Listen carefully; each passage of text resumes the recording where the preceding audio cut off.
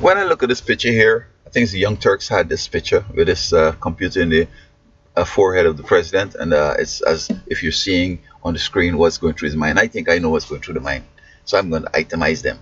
First thing that's going through his mind is that he has 3 more years, and he really, really wants to have health care for everybody in America, and he wants the economy to come so everybody could be working and keep America strong. He's not going to go out with no nuclear war and all that kind of stuff. Secondly, I think he's thinking about those girls. Will they be going to Harvard like him and his wife, or they be going to Yale like the mom? Because the mom went, I understand, to no, she went to anyway. Whether they go to Yale or Harvard, and whether the first one is going to run for president sometime, and whether the younger one is going to be a big time scientist or some big professor or some big scholar or something like that.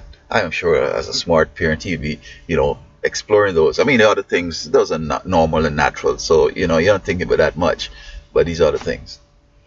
Also, I'm thinking that he must thinking, where would I put my presidential library?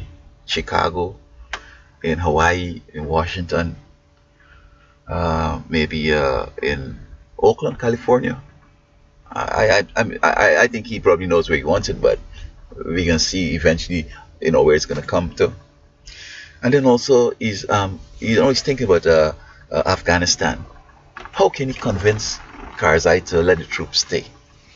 Or if he's going to have him as an advisor when he runs away, if he survives to run away.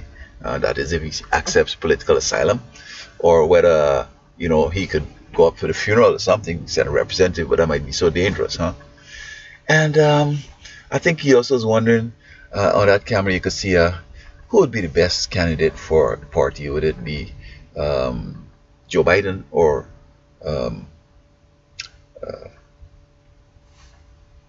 Sister Clinton? Both of them are good and so on. So I don't know if he has already think who he would support or whatever, but I think that he's kind of wondering who's going to take the mantle from him, and have a successful next 8 or 4 years. And finally, I'm thinking he's thinking in terms of, when I leave this good office here of the presidency, will they want to recruit me again for at least another 4 years? Because I don't think, he isn't thinking like that, but I'm just projecting what I think I might see in it. He's doing such a good job that there's nobody else in this country and this world that could do a similar job, come from obscurity, win the presidency, country on the verge of bankruptcy and collapse, and bring it back, and bring a respectability to the place and safety in the world. He must be wondering, will these people be able to do that? Or after a little bit, the folks are going to run down where he live and grab him from his ranch and say, you know what, you got to come back here, bro. We need you up here to run the show again. Well, we'll see. Maybe he's gonna, as we go along, we're going to see what really is in his head,